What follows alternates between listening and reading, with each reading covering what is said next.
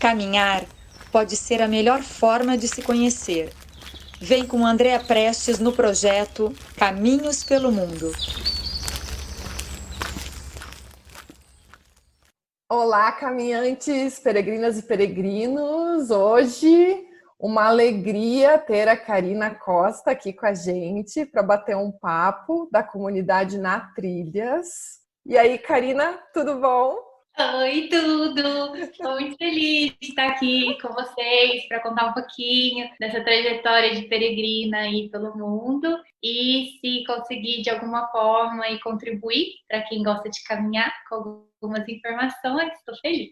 Eu também super feliz, acompanho o trabalho da Karina. Tenho uma admiração especial, um carinho especial. A gente se encontrou pessoalmente por acaso, né, Karina? Lá em... Ai, meu Deus. Em Confidentes, né? Em Confidentes. Confidente. Isso, eu estava saindo do bar do Maurão. Eu estava fazendo ali o Caminho da Fé pela primeira vez. E a Karina estava levando um grupo, né? Isso, agora o grupo do carnaval, né? Isso, a gente vinha se falando pelo Insta. Eu estava indo pela primeira vez e ela levando um grupo. Quem sabe a gente se encontra. E acabou que aconteceu por acaso e foi muito bom. Foi muito legal, a Andréia me presenteou com os livros dela, que eu amei, amei, mostrei para todos do meu grupo, fotos lindas. Foi muito bacana o encontro. Ai, coisa boa, né? Saudade de caminhar. Mas, gente, a Karina tem uma história incrível. Para começo de conversa, eu vou pedir para ela se apresentar, então, um pouquinho, para quem ainda não a conhece. Então, meu nome é Karina, eu sou de Franca, que é uma cidade no interior de São Paulo. Eu sou formada em dança e teve um momento da minha vida que eu decidi que eu precisava buscar um autoconhecimento, um desenvolvimento espiritual. E encontrei na natureza, na relação aí do esporte ao ar livre, uma ferramenta para desenvolver isso, né? Uma das ferramentas. E aí eu decidi tirar um tempo para viajar ao mundo. Então eu comecei em 2015 com algumas curtas aventuras e depois em 2016 eu saí para essa volta ao mundo que durou 2 anos e retornei agora, 2 anos atrás já, e retornei em 2018. Algo que eu acho que a maioria das pessoas pensa, pelo menos alguma vez na vida, é isso, né, Karina? Quero dar um tempo, fazer uma volta ao mundo. Como é que foi tomar essa decisão efetivamente? É interessante, porque quando eu estava viajando, eu recebia muitas mensagens das pessoas falando mesmo, nossa, é meu sonho, eu quero muito fazer, né? Mas eu acredito que é um poder de decisão mesmo, sabe? Só que essa decisão ela tem que estar muito clara para a pessoa. Então, às vezes, quando ela fala que ela quer, na verdade, talvez ela não quer. Porque se ela realmente quisesse, ela ia encontrar formas de tornar aquele sonho realidade. Então, sempre que as pessoas me perguntam, nossa, como você fez? É o meu sonho. Eu pergunto, será que é? Você realmente quer? Porque na época era realmente meu sonho e não foi assim difícil. Eu fiquei me perguntando se era isso, se eu devia. Eu estava num emprego bom, com uma carreira que era promissora, né? Então eu não tive essa pergunta de, nossa, será que eu vou abandonar isso e depois? Eu não tive isso porque para mim era muito claro o que eu queria fazer, que era importante, que devia ser feito naquele momento. E aí eu me organizei, né? Planejei durante 2 anos ali, principalmente a parte financeira, para conseguir ficar por esse tempo mais tranquila, né? E conseguir viver aí sem uma renda mensal, né? E aí foi isso, eu me planejei financeiramente, psicologicamente, fisicamente também, porque eu comecei a treinar bastante, porque o objetivo da volta ao mundo era estar no meio da natureza, né? Tá ali fazendo esses esportes. Então eu tinha que estar bem, com um corpo saudável. E aí me preparei fisicamente também. Foi assim, e aí eu fui.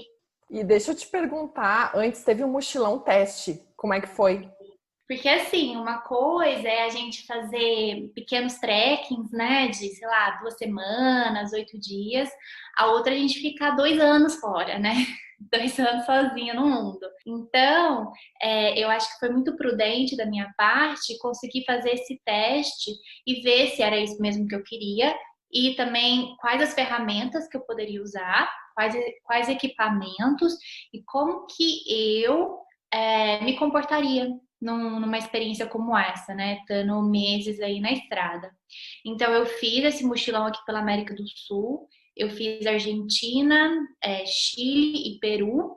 Foram 4 meses na estrada. E aí, eu utilizei de todas as ferramentas. Então, eu utilizei aplicativos, né? Então, eu usava o Couchsurfing para ficar hospedada na casa das pessoas de maneira gratuita.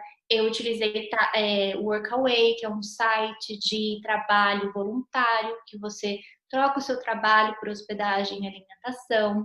Usei aplicativos que eu podia conhecer pessoas, assim, sabe, enquanto estava na estrada, para também fazer amigos. Fiquei em hostel. Aí eu viajei de carona também para saber se eu realmente conseguia fazer isso. Viajei de ônibus, de trem, enfim. Eu fui testando todas as formas para que eu pudesse saber o que eu gosto e o que é bom, o que economiza, para poder usar isso durante a volta ao mundo, sabe? Então, eu consegui, nesses 4 meses, aí fazer de tudo um pouco e tá me sentindo melhor preparada para a grande viagem, né? E a grande viagem começa com o Caminho de Santiago. Como é que foi essa escolha também? Você já tinha ouvido, claro, falar sobre o Caminho de Santiago? Tinha esse sonho faz tempo? Eu não tinha o sonho de percorrer o caminho de Santiago, não era uma coisa que eu sonhava, mas eu tinha como objetivo na volta ao mundo fazer peregrinações. Eu queria saber de longas caminhadas, sabe? Trilhas que eu pudesse ficar andando ali por alguns dias, meses. E eu encontrei Santiago como uma possibilidade muito bem estruturada para dar início. Então é um caminho que ele é conhecido, que você encontra muita informação na internet, que você tem muitos pontos de apoio durante todo o percurso. Então eu achei que dando início por uma rota que seria em teoria assim mais simples, mais tranquila, com mais informações, seria mais prudente, né? E que depois, estando ali mais sabe, sintonizada, assim, né, ligado na viagem, eu conseguiria ir cada vez mais longe. Isso é uma coisa muito interessante, porque hoje, quando as pessoas me conhecem, né, elas falam, nossa, Karina, você é muito corajosa, como você consegue fazer essas coisas, né? Mas é porque a gente vai fazendo um passo de cada vez. Ninguém começa fazendo o que eu fiz no final da minha viagem. Então, eu comecei lá fazendo trekking aqui em Franca, depois eu fui mais um pouquinho, aí depois fui mais um pouquinho, e foi assim. Então, eu achei Santiago uma ótima opção. E, inclusive, eu até levei minha mãe junto comigo. A gente já tinha feito o Caminho da Fé juntas em 2015, tinha sido muito bom, uma experiência incrível que conectou a gente bastante. E aí, em 2016, quando eu iniciei a volta ao mundo, eu falei, eu vou fazer Santiago, por conta da estrutura, e também vou levar minha mãe, porque eu acho que vai dar uma conexão, e depois eu saio para a volta ao mundo ali mais preparada. Ah, que maravilhoso! Nossa, experiência assim com a tua mãe, que incrível! Vocês começaram em Saint-Jean, foi o caminho francês? Foi sim, a gente começou por lá.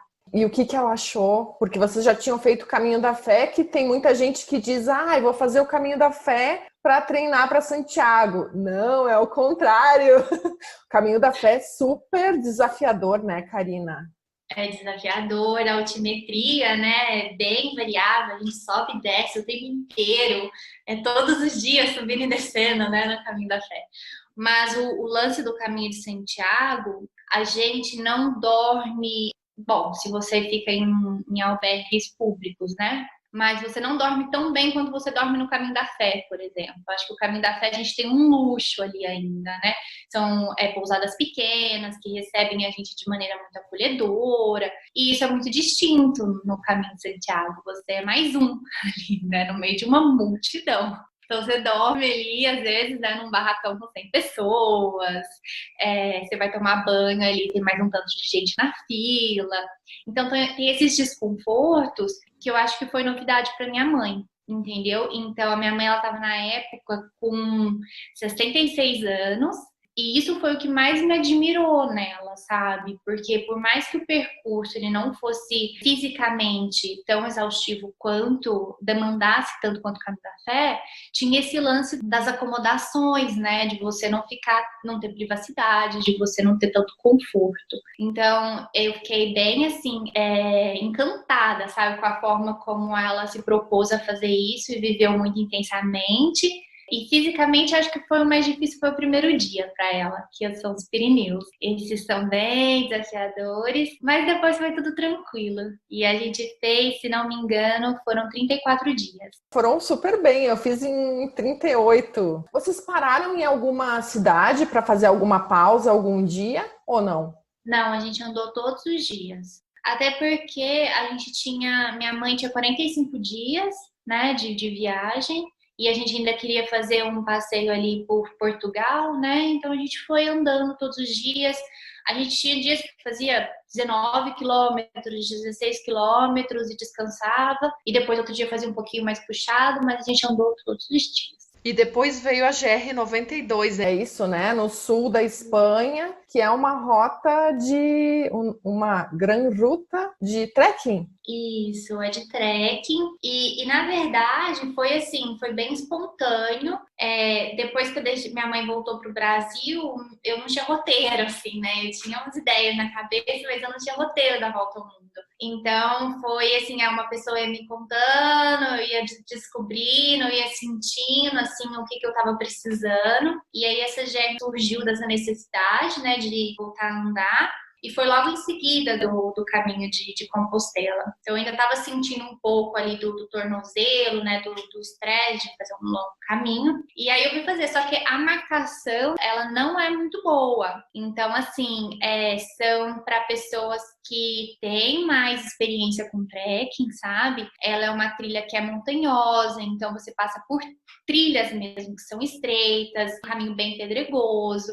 Então, assim, ela é mais técnica, sabe? Então, eu acho que para quem está acostumado com o Caminho da Fé, com o caminho de Santiago, que tem ali as flechas marcando todo o destino, né? É uma GR, ela é bem mais desafiadora. Tanto é que eu fiz um dia e assim que eu cheguei no destino, eu já falei, não, não é isso que eu quero, deixa eu fazer outra coisa. E já abandonei a rota para dar caminho para outro destino. E aí você foi para o caminho de Assis. Teve alguns dias aí, né, que eu fui. Aí depois dessa GR eu falei assim, eu acho que eu quero ficar um tempo sem andar, né? Pela experiência, eu falei assim, acho que eu quero ficar um tempo sem andar. Deixa eu fazer outras coisas. E aí eu fiquei um bom tempo em Florença. E aí eu percebi que eu sempre tive uma coisa na minha volta ao mundo que é muito de sentir o chamado. Eu tenho uma conexão com a minha intuição, um respeito pelo que está vindo muito grande. Então, se eu tô sentindo que eu não estou no lugar certo, eu já mudo. Se eu tô sentindo que eu tô bem, eu fico. E o caminho de Assis, ele surgiu assim de uma intuição. Então, eu estava em Nice, na França. E aí eu peguei uma carona para Gênova, na Itália, e aí escutei do Caminho de Assis, que eu nunca tinha ouvido falar do Caminho de Assis antes. E nessa carona, um dos meninos falou, se você que gosta de andar, já ouviu falar do Caminho de Assis? E aí eu nem dei muita bola, porque eu não tava a fim de andar mesmo, né? Mas eu fiquei com isso na cabeça. Fui para Florença, fiquei uns dias em Florença, e aí me veio essa coisa de eu preciso andar de novo. Eu preciso andar de novo, então para onde eu vou? Aí em 5 minutos eu decidi, vou fazer o Caminho de Assis. E foi 5 minutos mesmo, porque aí eu já fiz ali as pesquisas, já vi onde começava, já peguei o trem. E foi um caminho que até a forma como eu cheguei lá foi muito mágica e que me mostrou que era lá que eu devia estar. Porque aí eu decidi, né, que devia sair de Florença e fui na estação de trem. O Caminho de Assis, ele tem vários ramais também, né? Então eu comecei por Dovádula. E aí eu peguei o trem e eu lembro que teve uma greve dos maquinistas. E aí eu fiquei lá sentada no trem, e os trens são muito pontuais na Itália, né? Fiquei lá sentada e nada desse trem ir. E nada desse trem. Eu falei, gente, alguma coisa tá errada. Aí de repente soou uma voz em italiano, assim, falando alguma coisa. Eu não falava italiano na época. Eu falei, falou alguma coisa. Eu falei, gente, que isso, né? Porque todo mundo levantou do trem e saiu. E eu fiquei lá assim, com a minha mochilinha nas costas. Mas o que aconteceu? Aí eu saí meio perdida, assim, né? Meio, deixa eu ver o que aconteceu. e tinha uma multidão de pessoas indo. Aí eu falei, deixa eu seguir o fluxo. Mas eu me dei conta para onde essas pessoas vão. Não sabia para onde elas estavam indo. Mas aí vem um cara na minha direção, nunca vi esse cara na minha vida, nunca tinha visto ele. E ele estendeu a mão, falou, oi, tudo bem? Meu nome é fulano e eu vou te ajudar. E ele falava inglês muito bem e me pegou na mão, assim, me ajudou, perguntou onde eu tava indo e tal. E a gente foi pro novo trem. A gente sentou, ele não ia pro mesmo destino que eu, mas aí a gente ficou conversando e foi interessante que ele falava muito rápido e ele falava umas histórias assim meio de tragédias gregas, e Odisseia, e Ilíada. Foi me dando um sono, Andréia, um sono. Que aí eu ia assim no banco, derretendo. E eu falava, gente, mas que coisa mais estranha. Eu olhava ao redor, assim, eu falava, deixa eu ver se as pessoas também estão vendo esse cara. Que eu achava que tô doida, né? Sei lá. Porque tava muito engraçada a cena desse homem falando essas coisas. E aí, assim, uns 3 minutos antes da gente chegar na estação que eu ia descer, ele parou e me contou uma super experiência esotérica dele. Como se ele me conhecesse há muito tempo. E me deixou lá na cidade e falou, esse aqui é o seu destino, tchau. E foi embora. Nunca mais vi essa pessoa. Aí eu cheguei, depois de um tempinho consegui encontrar o albergue. Aí só tinha eu lá nesse albergue. Quem me recebeu foi um padre, muito simpático. E ele falava bem devagarzinho, assim, para eu conseguir entender as coisas. E aí ele falou, Karina, você devia ter reservado, né? Porque o Caminho de Assis, ele é uma rota que não é muito bem demarcada. Se você começa, você tem que terminar. Não tem apoio nenhum de uma cidade para outra. Você passa por parques nacionais. E assim, o último peregrino que saiu há uma semana. O próximo peregrino que tá vindo é só daqui uma semana. Então você vai estar sozinha no caminho o tempo inteiro. Você tem certeza que é isso que você vai fazer? Eu já fiquei morrendo de medo, né? Eu falei assim, não tenho mais certeza se é isso que eu vou fazer, depois de todas essas informações. Mas aí ele me levou lá pro Parque dos Peregrinos, e aí eu vendo aquele monte de cama tudo vazio, eu lá sozinha, era início de outono na Itália, então tava ficando um pouquinho mais frio. E aí eu sentei na cama, assim, ajoelhei e falei, nossa, São Francisco, eu vim aqui, eu escutei seu chamado, era pra eu estar aqui. Teve toda essa história do trem que foi muito doida. Me manda um sinal, me fala se é pra eu fazer esse negócio mesmo, porque eu tava com medo de fazer sozinha e de me enfiar numa trilha que eu não sabia se ia dar certo. E aí aconteceu uma coisa, assim, no mesmo instante eu comecei a escutar umas vozes. E eu entendia tudo que essas vozes diziam e elas iam na minha direção, porque elas falavam português.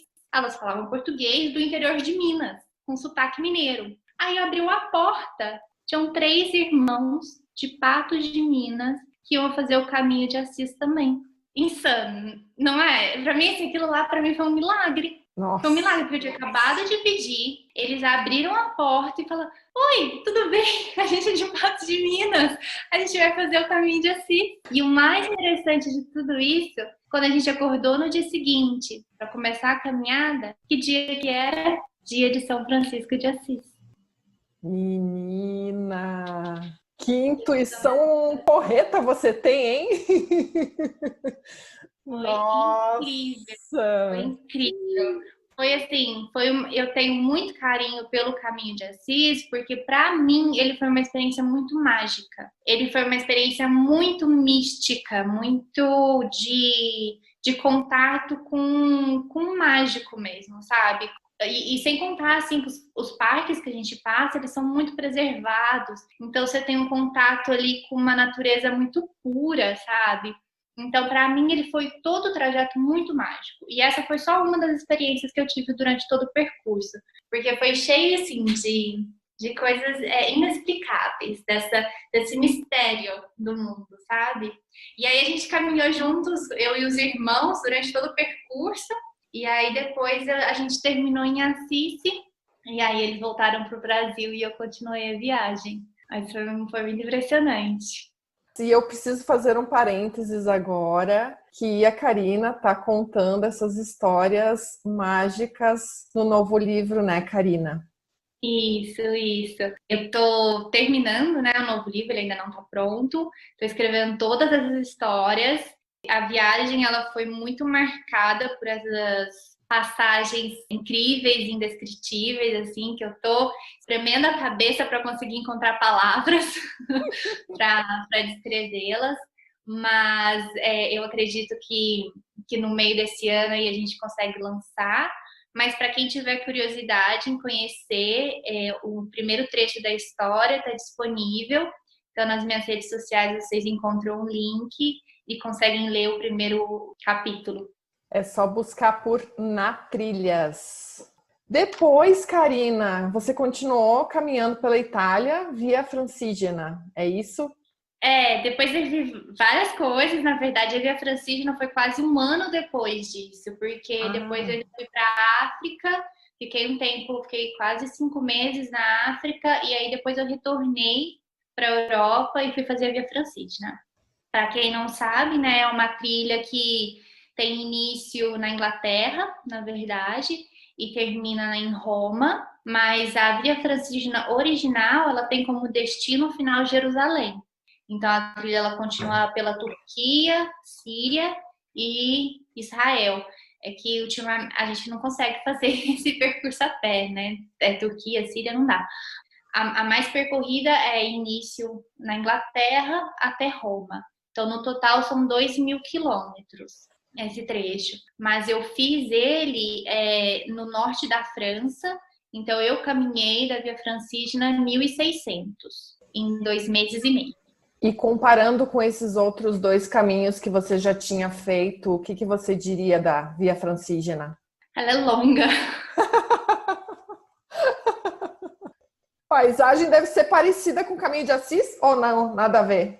Não, nada a ver. Na verdade, então, como eu comecei no norte da França, a França foi a parte mais desafiadora para mim da Via Francígena, porque ela não é muito bem estruturada, então você não encontra fácil lugar para dormir. Então, por exemplo, você caminha às vezes 40 quilômetros, 35 quilômetros, você chega no lugar, você tem que ainda buscar um lugar para dormir.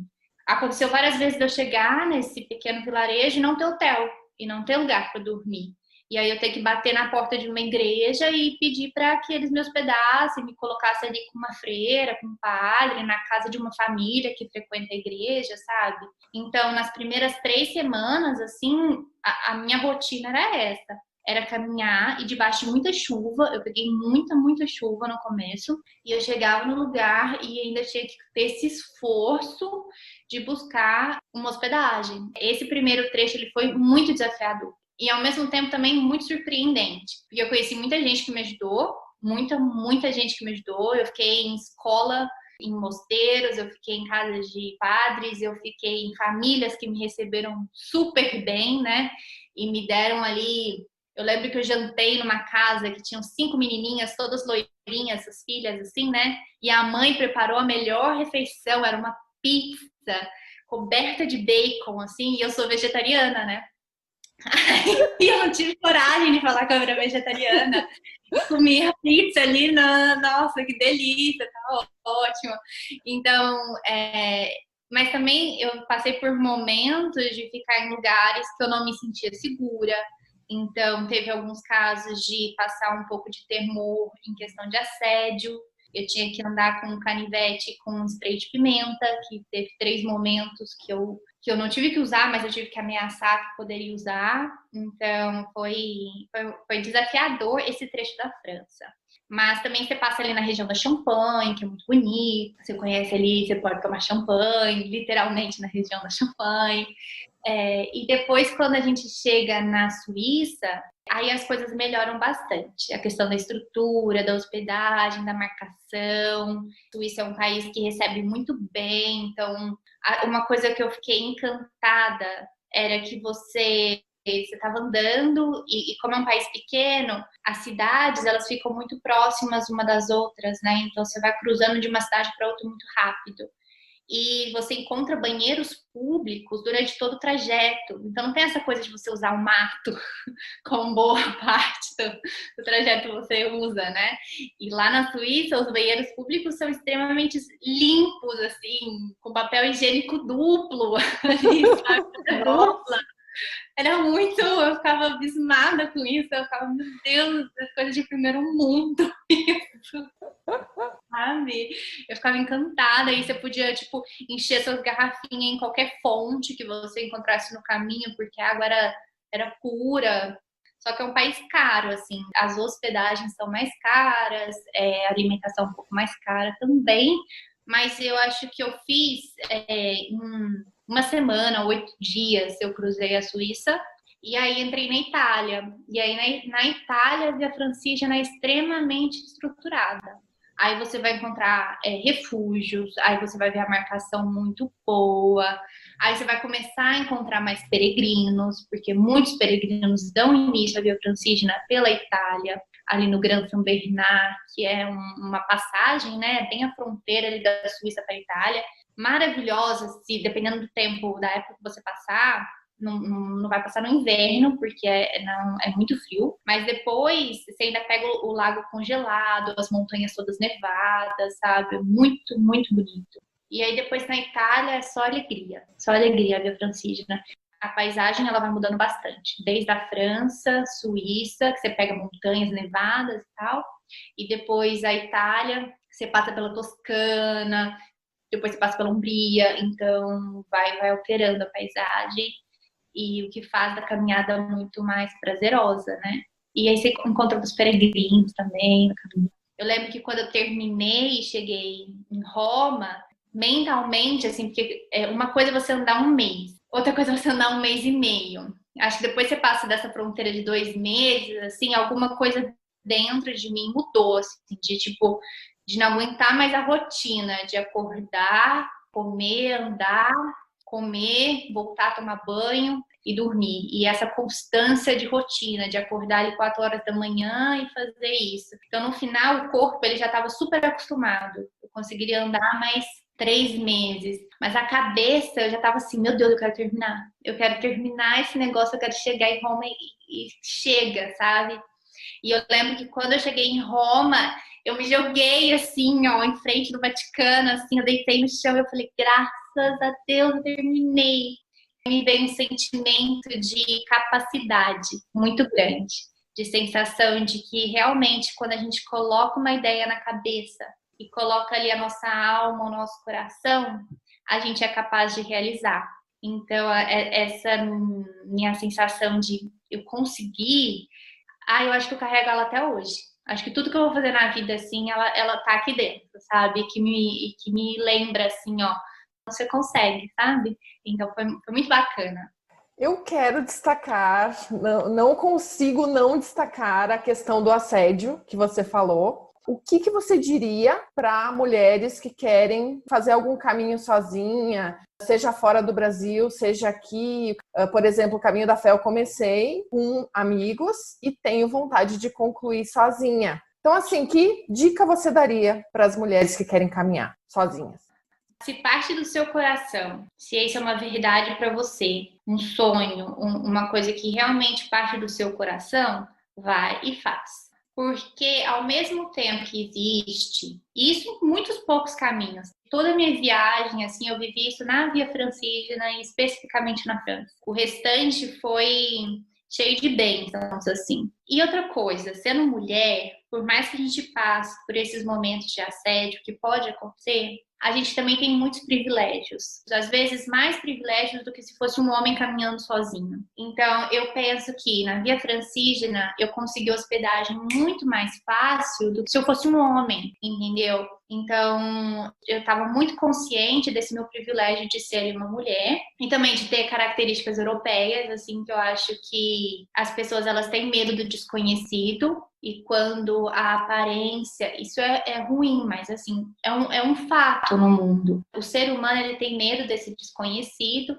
e quando a aparência é algo que você conhece, te traz uma sensação de opa, eu posso confiar. Que eu consegui ficar hospedada em casas de família, que abriam as portas, me colocavam ali junto com as filhas, sabe? Justamente porque eu era mulher. Então, assim, se a decisão é do seu coração, eu acho que não precisa ter medo. O medo é a ilusão. Perfeito. Depois da Via Francígena, teve um retiro de 10 dias de silêncio na Tailândia. Que experiência, Karina! Foi bem intensa. Também foi muito intuitivo, assim, eu tava lá na Tailândia e decidi fazer, dei um Google, eu lembro que eu coloquei assim, retiro de silêncio que fica próximo ao mar.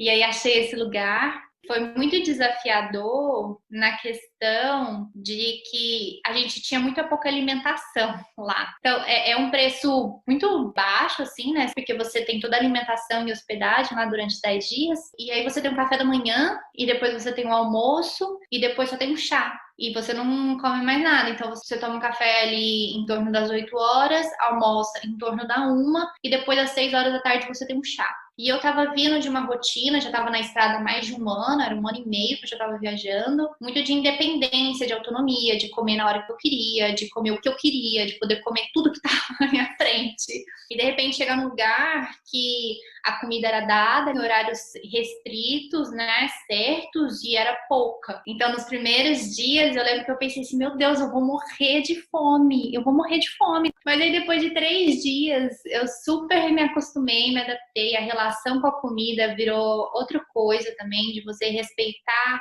esse momento da alimentação, fazer dele até um ato meditativo. O silêncio também, a questão de ficar 10 dias, eu lembro que teve um momento que eu pensei, eu falei assim, nossa, acho que eu tô vivendo os piores dias da minha vida. Eu pensei assim, tava lá limpando o banheiro, que era a minha função, e eu pensei, nossa, tô vivendo os piores dias da minha vida, mas eu não vou desistir. Mas no momento que eu pensei isso, uma outra parte de mim veio e falou assim, Karina, piores dias da sua vida, você tem um lugar para você dormir, você tá tendo meditação aqui, você tem comida, como que isso pode ser os piores dias da sua vida, Karina? Aí me veio um super insight, assim, sabe, de perguntar, então, o que que é felicidade para mim? Então, o que que é importante para mim?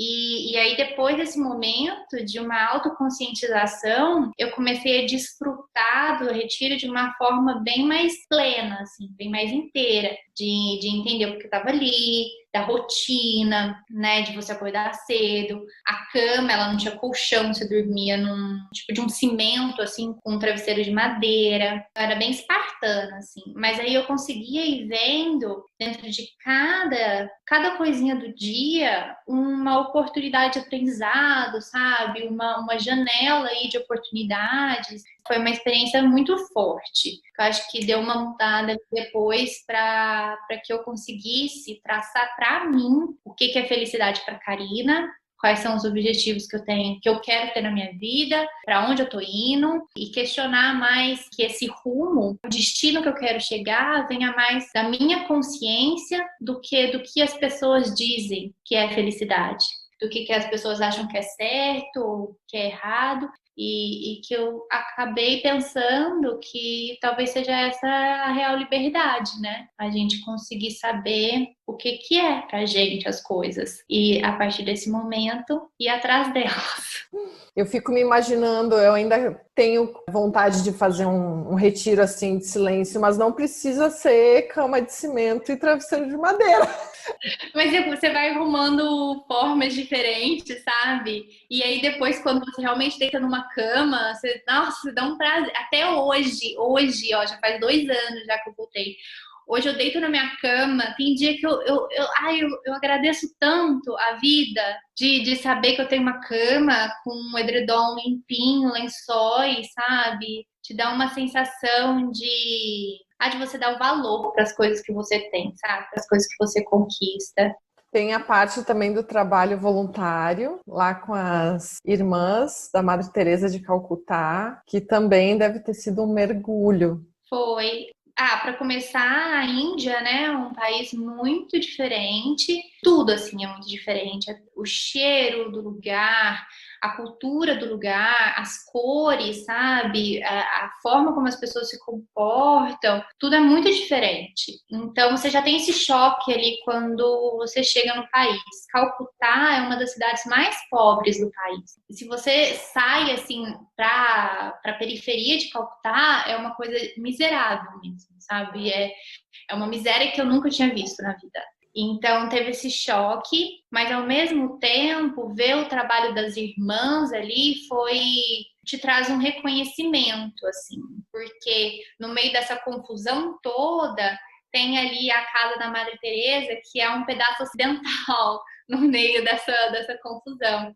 Então eu lembro que tinha símbolos ali que para mim eram muito conhecidos e que me traziam uma coisa, não, tá, então tô aqui, então eu consigo lidar com o resto. Então a experiência foi bem bacana, eu fiquei cerca de 3 semanas trabalhando com elas. São 7 casas que as irmãs têm, e cada casa tem um tipo de trabalho. Então tem a casa dos bebês, tem a casa das crianças especiais, aí tem as casas das mulheres, dos homens, e tem as casas daquelas pessoas que são encontradas nas ruas, moribundas, que estão ali, elas estão morrendo nas ruas, na verdade, e elas são levadas para essa casa para terem ali um final mais digno.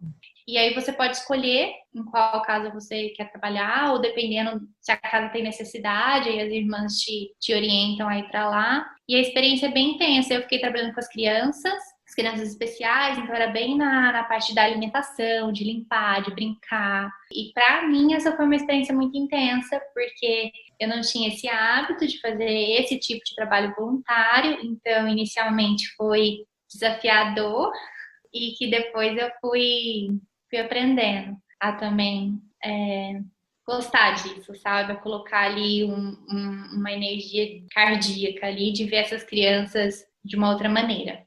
Eu acho lindo, Karina, que você realmente se dedica a isso, né? Ao teu autoconhecimento, ao teu desenvolvimento. E eu lembro que no início, né, da tua volta ao mundo, a tua ideia era realmente buscar a iluminação espiritual. E eu imagino que, nossa, essa viagem foi realmente um salto para você. Foi. É muito interessante.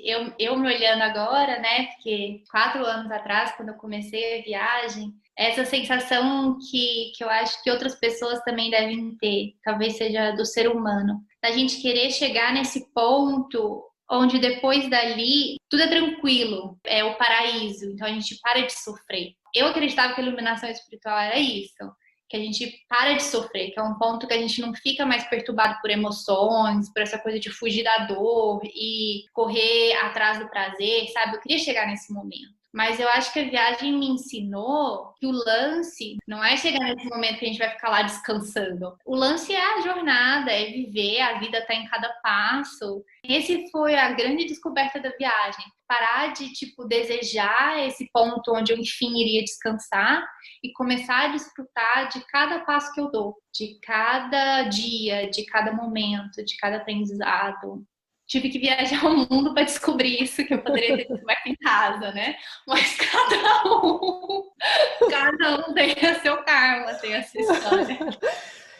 E vamos falar do final triunfante dessa viagem linda, que foi atravessar o oceano. Ai, Karina, isso também me encanta. Conta para nós.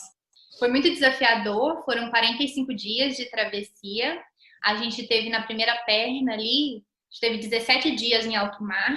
E aí a gente teve um dia de vento muito forte e danificamos o nosso mastro. E aí a gente parou em Santa Helena, que é uma ilha bem no meio do Atlântico, onde Napoleão foi exilado, morreu lá. E a gente ficou 11 dias nessa ilha para consertar o mastro. E depois mais 17 velejando. Foram 34 dias em alto mar e 11 dias em Santa Helena. E foi muito desafiador, porque eu nunca tinha passado tanto tempo em alto mar. Eu estava com mais o capitão e mais o first mate, que eu não sei como é que fala em português, mas o capitão era sul-africano e o outro era americano.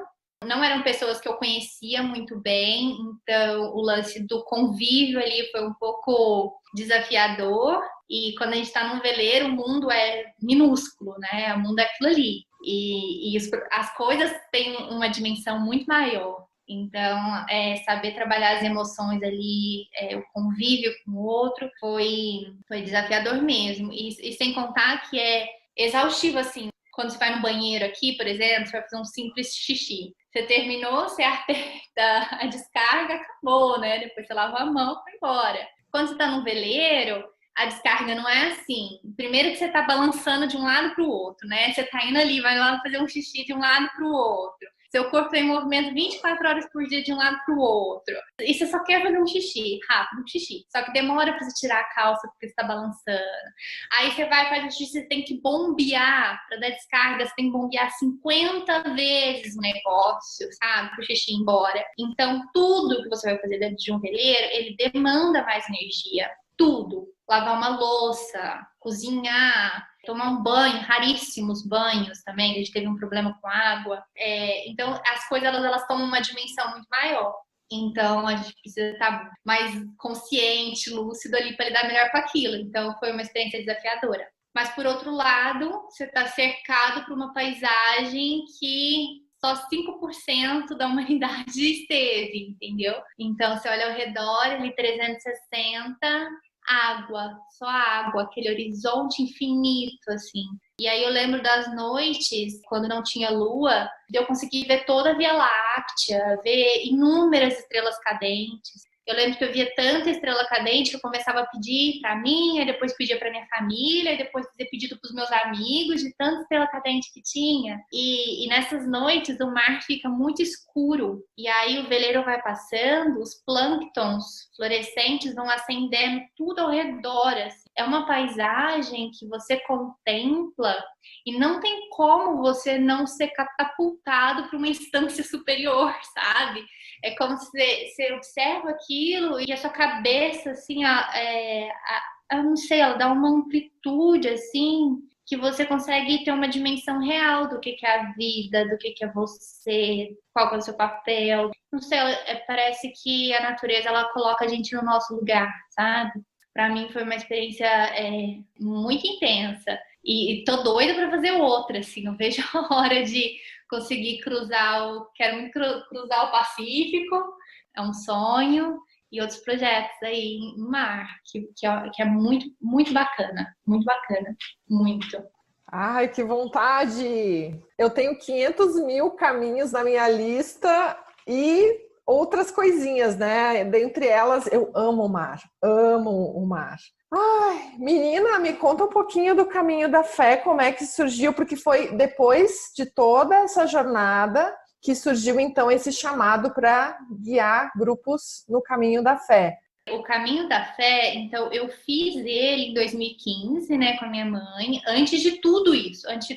O Caminho da Fé foi minha primeira experiência ali de peregrinação. Aí, depois que eu fiz toda essa trajetória, e durante toda essa trajetória eu alimentava um blog, que é o Natrilhas, né? natrilhas.com.br, que é o blog que eu ia alimentando ali durante a viagem. E eu tinha postado informações sobre o Caminho da Fé. E durante meu tempo na estrada, esse era o post que mais tinha acesso. As pessoas iam e perguntavam, Karina, como que eu faço o caminho? E as pessoas iam perguntando ali, sabe? E eu ia respondendo. Tipo, estou no Nepal, que bom ler o seu e-mail, sabe? Era muito bacana, mas era o post mais acessado. Então, quando eu retornei dessa viagem, primeiro, os 6 meses foram muito difíceis, assim, de entender que a viagem tinha acabado e que agora começava um novo ciclo na minha vida. Então, foram 6 meses, assim, tipo, que eu não sabia o que fazer. E aí, depois, eu comecei a ver no blog que as pessoas, elas comentavam nesse post do Caminho da Fé, assim, eu quero muito fazer, mas eu tenho medo de fazer sozinha. Se quem conhece alguém, eu estou indo em tal dia. E elas tentavam ficar se combinando ali no meu blog. Eu falei, pô, tem uma oportunidade aí. Eu acho que as pessoas, elas querem fazer, estão com medo, talvez porque não tem uma orientação, não tem informação. Então, eu acho que eu posso ajudá-las.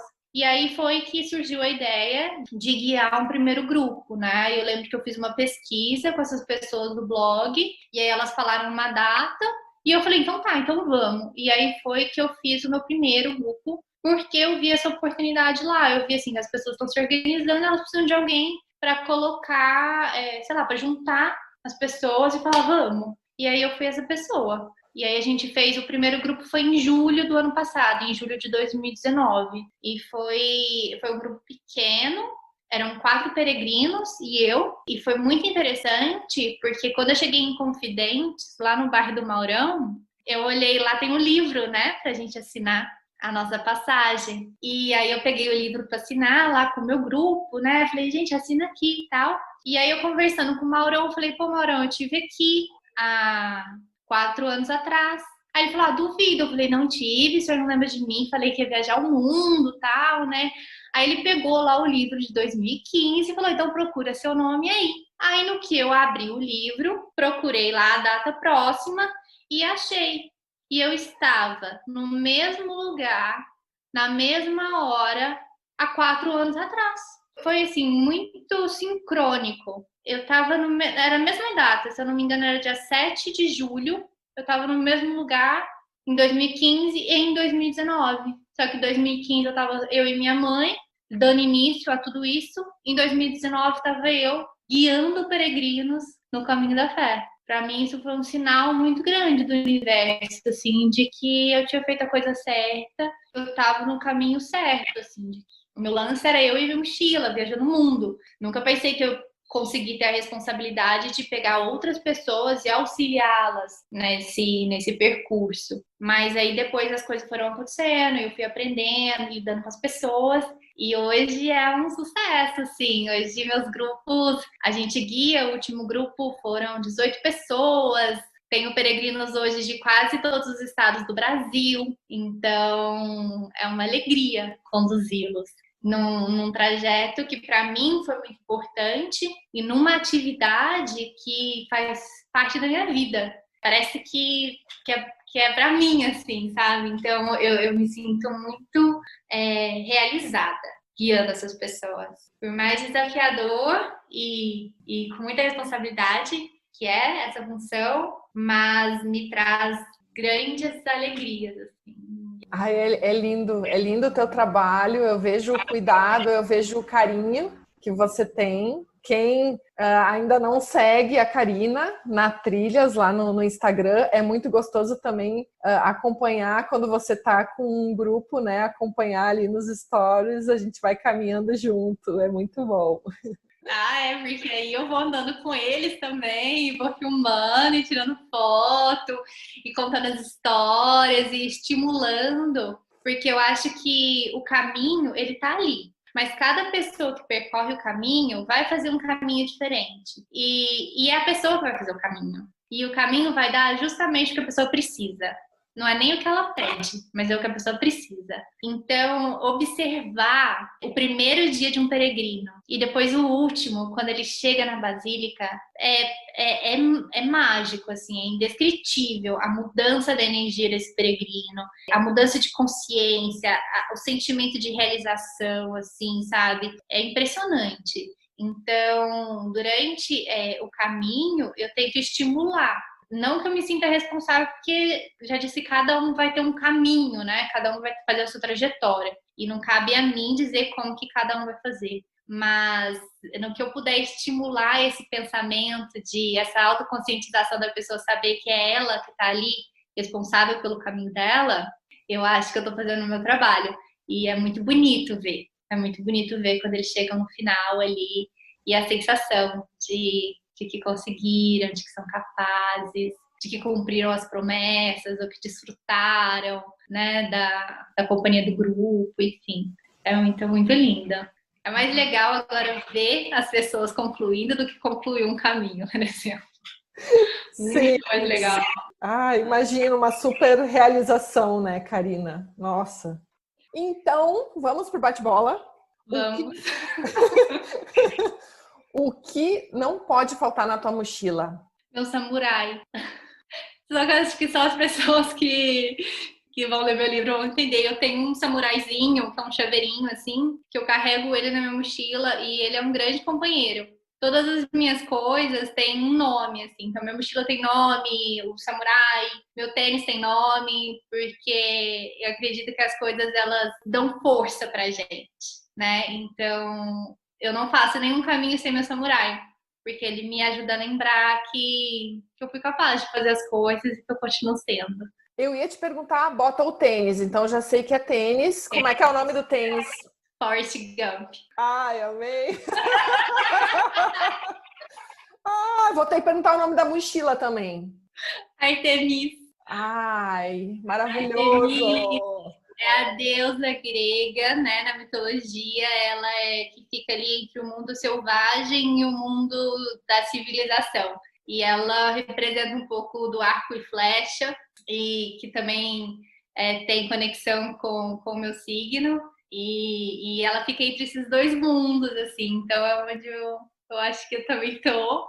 E a Artemis me dá muita força também. Cabe tudo ali. Não largo, amo ela. Todos os caminhos eu faço com ela. Sagitariana, então? Sagitariana. Uma trilha sonora para caminhar. E tem uma da... eu vou falar Maria Bethânia. Tem uma dela que chama Silêncio. E eu lembro que quando eu tava na Via Francígena, ela foi muito importante para mim. E ela fala silêncio, hoje eu preciso ouvir o céu para saber das coisas e das estradas que me levaram até ali. E eu acho muito bonita. Então, eu gosto de Maria Bethânia e talvez Beethoven ou Mozart. Não, sou bem clássica. Ou Belchior também. Poderia pôr um Belchior aí. Qual a tua dica mais valiosa para o peregrino que está começando? Acho que ter um bom Forrest Gump é você achar aí o seu tênis, o seu parceiro de caminhada, com certeza. E bem amaciado, aquele que você sabe que não vai te incomodar, que não vai te machucar. Então, depois que eu descobri o Forrest, por mais que um dele acabe, aí depois vem o Forrest 2, e vou renovando ali sempre a mesma marca, o mesmo número, tudo igual, porque eu realmente gosto e não me machuca, então com certeza o seu parceiro de caminhada. O dia ideal de caminhada tem? Presença. Peregrinar é? Busca. Acho que busca interna. Maravilhoso, Karina. Muito, muito, muito obrigada. Amei demais. Eu que fiquei feliz, espero que tenha contribuído aí com informações, histórias divertidas, que as pessoas que estão escutando aqui esse podcast, que sonham em fazer caminhos e que sonham em peregrinar e que tem esse desejo do fundo do coração, isso é uma coisa que parte do seu coração, que se alguma coisa que eu falei que te inspirou, te motivou, eu tô feliz. Eu acho que a peregrinação, ela é uma ferramenta para esse autoconhecimento, ela é uma ferramenta para um estado de plenitude, para um contato com a natureza de uma forma delicada, plena, lúcida. Então, eu sou bem suspeita, porque agora hoje eu trabalho com isso. Então, para mim, a peregrinação é uma super ferramenta para a busca, para o autoconhecimento, para a felicidade. Então, eu que agradeço pelo espaço e espero que as pessoas gostem e que caminhem pelo mundo. É isso que queremos, né? Que é algo tão incrível que a gente quer que as outras pessoas tenham essa oportunidade, né, Karina? Depois que descobre, não larga mais. Exato. E é interessante porque eu observo, assim, que esse sentimento da peregrinação, ela vem... boa parte dos meus peregrinos, eles estão em torno de 45, 50 anos para cima. Então, eu fico vendo que como foi bom para mim começar a peregrinar mais jovem, sabe? E poder desacelerar ali um tempo, porque eu acho que quando a gente é jovem, a gente fica muito acelerado, assim, querendo que as coisas tenham resultado para amanhã e querendo que seja tudo adrenalina. E eu acho que a peregrinação, ela dá uma desacelerada na gente e coloca a gente num estado ali de observar essas pequenas coisas, né? Que talvez quando a gente está correndo, tá ali querendo realizar as coisas, a gente não vê. E peregrinar, a gente consegue realmente trazer a presença ali para um instante e conseguir dar essa ampliada na perspectiva da vida. Sigam a Karina, gente, no Na Trilhas tem muita coisa legal, muita inspiração. Querida, obrigada então, um super beijo e bons caminhos para todos nós. Muito obrigada, pessoal. Um beijo grande E até um próximo caminho, quem sabe? Até! Isso aí! Beijo!